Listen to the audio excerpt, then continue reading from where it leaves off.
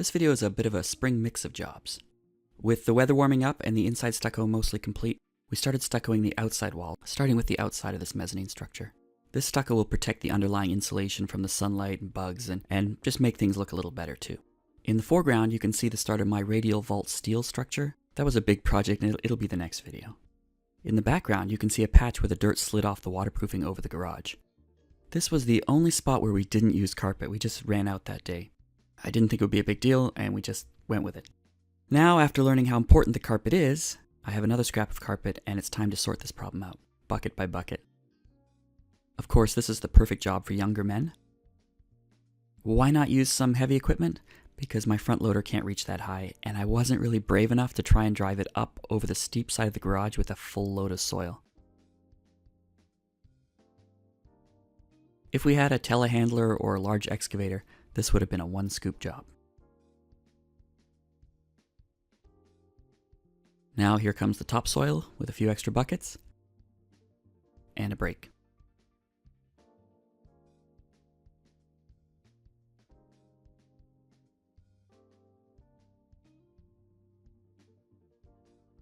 Meanwhile, I'd been stuccoing this mezzanine wall.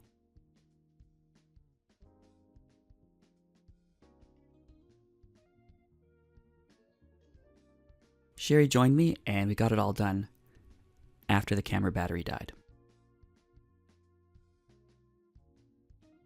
Some other rainy day, I decided to cover the ICF blocks in the mudroom. Can you see that leak coming out of the wall? Obviously, that is a serious problem in any underground house, but there was nothing I could do about it right now, so I just decided I would need to fix that later. It's another video. For now, that steady stream of water just washed away the stucco from that point down to the floor. Here's a close-up of where the ICF walls met that really rough shotcrete wall.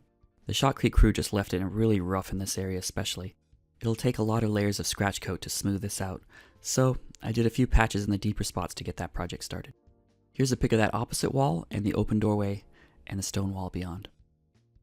This video shows my solution to another issue, a puppy issue. We decided to put in a wireless dog fence for our new puppy. I needed to get that perimeter wire in the ground. So this is the trench. And this is my truck plow.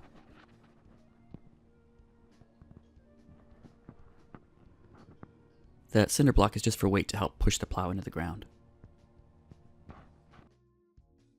The plow itself is made of welded angle iron and 5/8 inch rebar.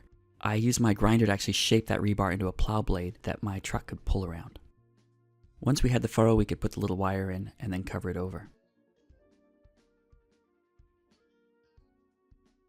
Here is a regular speed video. In some spots the furrow needed a little extra work, so I was using an old rusty hammer to clear the last little bit. Then David could drop in the wire and push the dirt over. Not too bad if you don't mind walking backward and hunched over for 1,500 feet.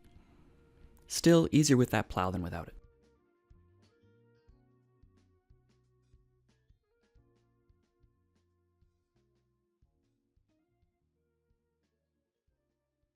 And the fun never stops, so here's a load of sand that we got to top off the bedroom floor depth.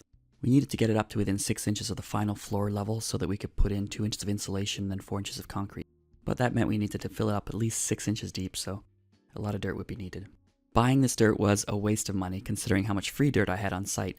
I kind of expected it to be different than it was. For now, I'll just say that I needed to get that dirt inside, ideally with a skid steer bucket. Obviously that bucket wouldn't be able to dump it through those narrow windows, so I built a funnel from scrap wood. The idea was that I could use the full width of the skid steer bucket on one end, and then it would all just pour nicely like an hourglass into a pile on the bedroom floor so we could rake it out. Of course it didn't quite work that nicely. The dirt was way too sticky and I ended up trying to raise that thing up to a much steeper and steeper incline.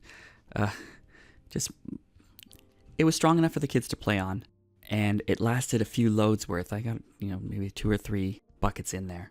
It was sort of working, but then I tried to put 2 buckets of dirt in at once, just really pushing my luck, and then it collapsed under that load.